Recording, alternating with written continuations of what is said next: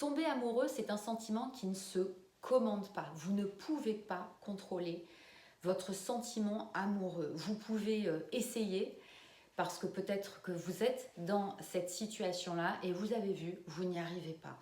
Donc, comme c'est un sentiment qui est incontrôlable, il va venir, il va s'emparer de vous, il va s'immiscer à l'intérieur de vous sans que vous puissiez y faire quoi que ce soit. Et de la même manière, il va pouvoir repartir sans que vous ayez aucune puissance pour pouvoir le retenir. Alors pourquoi le sentiment amoureux s'empare-t-il de nous de cette manière? Eh bien parce que nous sommes aimantés vers l'autre. C'est comme une évidence, comme une force d'attraction énorme qui va vous pousser très vite vers l'autre et vous pousser à vouloir être avec l'autre, vouloir le voir, vouloir le toucher, vouloir l'entendre.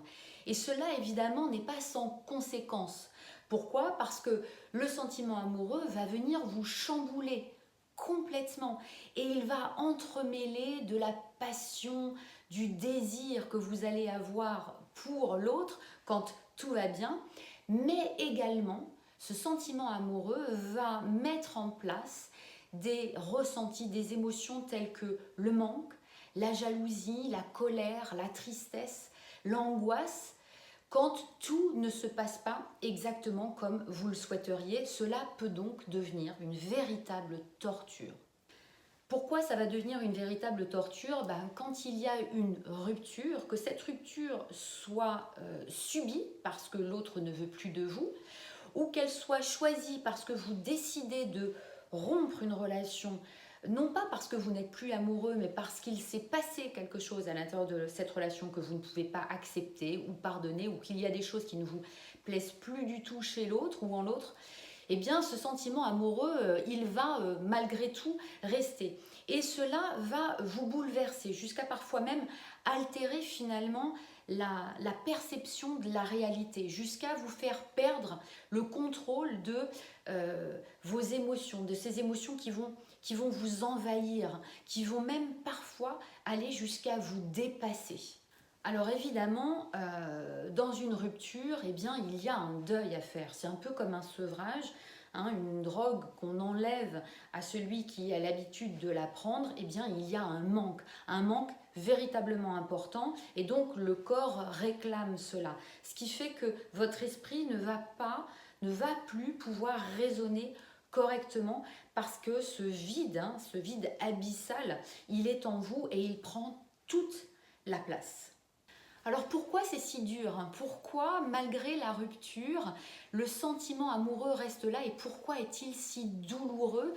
Eh bien parce que vous aviez projeté un avenir, vous aviez projeté des choses ensemble et cela devient impossible à réaliser. Ce qui fait que ce non-aboutissement va évidemment provoquer chez vous ce vide-là, cette incompréhension. Donc, notre cerveau n'aime pas se retrouver avec quelque chose qui n'a pas abouti.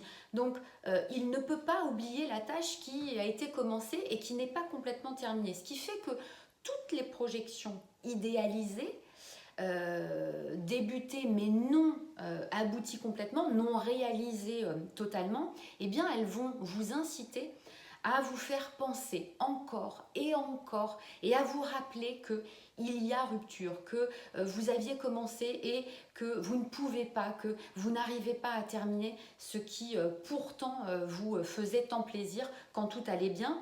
Donc, vous allez vous lamenter, vous allez vous culpabiliser d'avoir échoué. Et ça, évidemment, ça crée encore davantage d'émotions et de ressentis plutôt négatifs et plutôt impactants.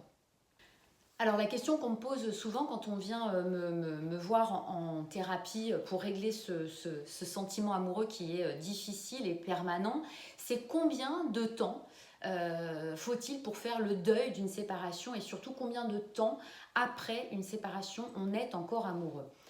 Au minimum 6 mois, c'est vraiment le minimum. Et ça peut aller jusqu'à plusieurs années, ça va dépendre de certains critères. Notamment si vous continuez de voir la personne, si vous continuez de la côtoyer dans le cadre de vos études, de votre travail ou bien de tout autre lieu. Ça rend évidemment la complexité plus importante.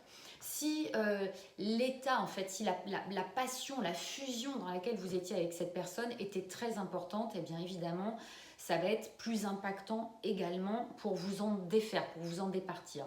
Et puis, en fonction de ce que vous avez vécu ensemble, des moments, des événements, du temps aussi, hein, pendant lequel la relation s'est faite. Donc évidemment, tout cela va concourir à vous emmener sur un peu plus de temps pour ne plus être autant impacté par la douleur du sentiment amoureux qui reste malgré la rupture.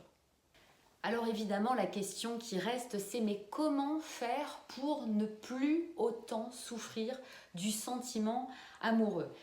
Alors déjà, c'est de prendre du temps pour vous-même, parce que ça va vous faire du bien de vous recentrer un petit peu sur vous et non pas uniquement sur l'autre ou sur la relation qui existait par le passé.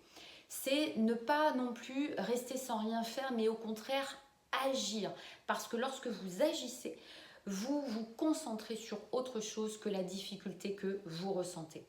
C'est aussi s'appuyer sur ce qui, en temps normal, vous fait du bien, que ce soit les amis, des sorties, du sport, de la famille, mais concentrez-vous sur ce qui vous aide quand finalement, avant que vous soyez dans cette situation-là.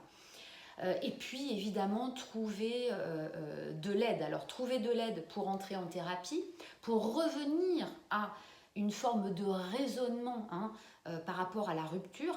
Pourquoi la relation s'est arrêtée, quelles sont les raisons, et du coup d'essayer de rationaliser au maximum sur l'arrêt de cette relation et donc des émotions qui en découlent, et puis trouver de l'aide pour en parler, pour évacuer et surtout guérir la blessure narcissique qui s'est mise en place. Parce que la rupture, eh bien, elle a impacté.